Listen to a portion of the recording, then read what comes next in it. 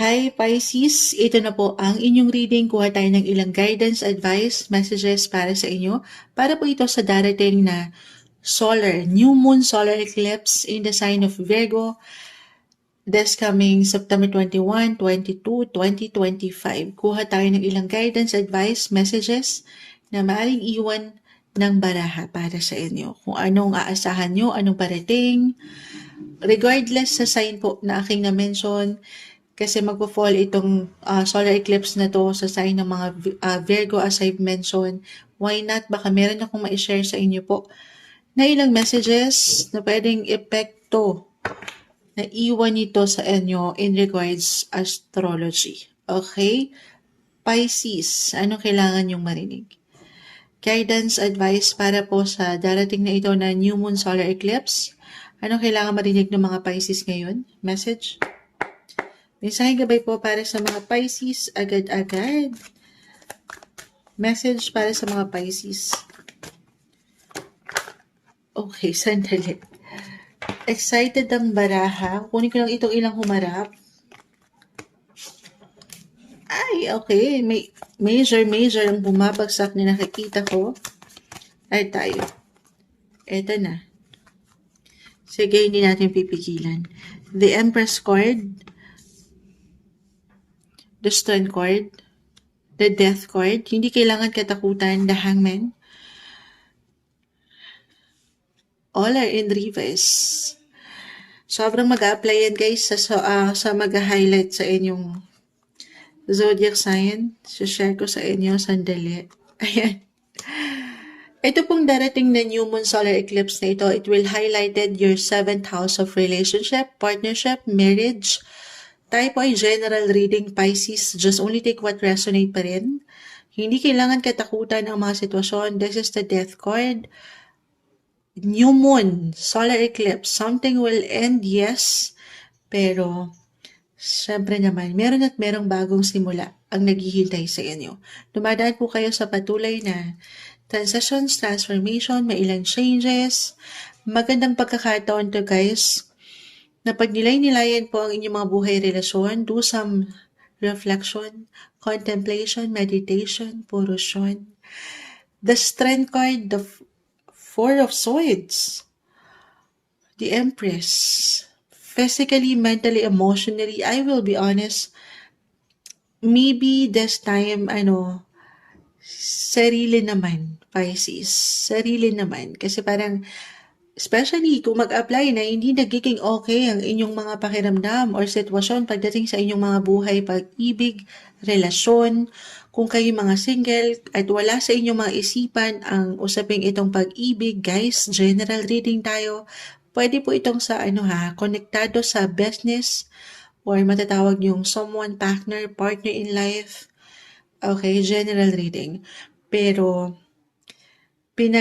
kumbaga ini-encourage ka ng baraha dito na una't huli, okay, this time, sana mas maging practical kayo at huwag kayo magpatalo doon sa, or magpalamon even sa mga emosyon na minsan walang something balance, hindi walang energy. Okay? Especially kung hindi talaga nagiging okay ang mga bagay. The Death card. The Hangman. Art of letting go ang umaangat.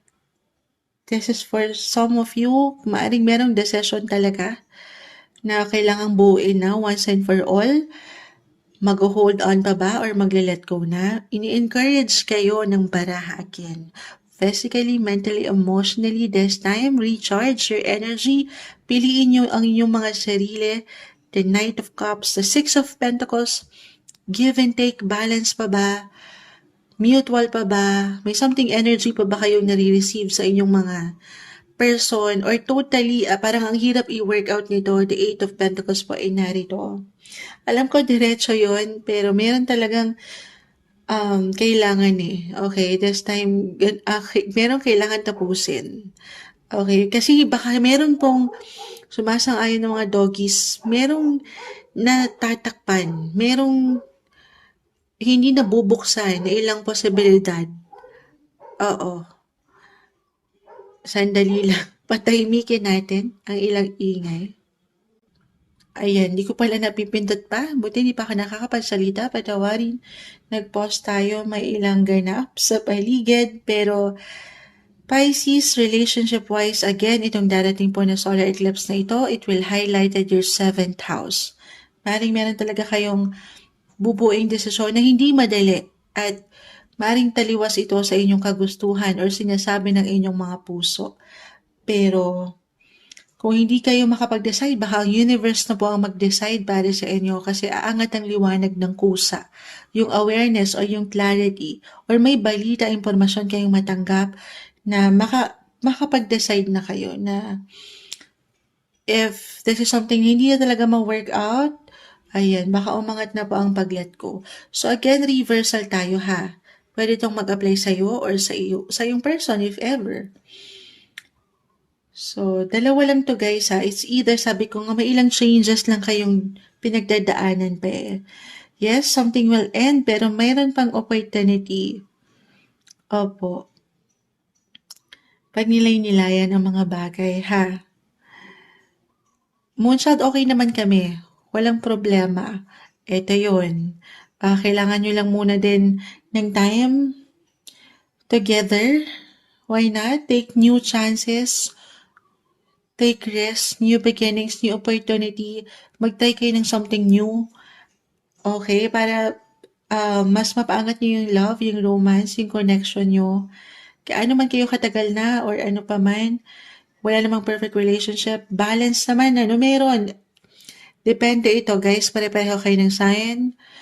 So, pag nilay-nilayan, kung meron pa bang something in return, kung kaya pa bang i-work out ito, it's a decision. It's for you to decide. Okay? May ilang challenges, Pisces, pero ayan, una't huli, sabi ko nga, piliin nyo ang inyong mga sarili. Yung value, yung worth nyo, or halaga nyo. Lagi nyong tandaan na kayo ay may halaga. At kailangan, syempre, kung ano yung kaya nyo, kakayanan nyong ibigay sa inyong kapareha, dapat nare-receive nyo rin yun. Okay? Ito yun. May hugot. May hugot. Okay? Ito, just because may umangat na yes, endings, new beginnings, ay magde-decide na kayo. So, dapat ready kayo physically, mentally, emotionally. Huwag rin naman agad-agad mag-decide just because sinabi ni Moonchild. Pag nilay-nilayan. Okay, kasi kapag nakakapagpahinga, nakakapag-recharge ng energies, totoo naman, dyan kayo makakapag-isip ng mas merong kaklaruhan kung ano yung gusto nyong patunguhan sa inyong mga buhay relasyon.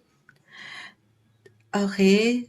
Go with the flow, guys. Huwag kayong pangibabawa ng takot or pag-aalala. Deserve nyo ang maging masaya. Ito yung maangat na guidance advice, messages para sa inyo. Ngayong darating na solar eclipse, Pisces.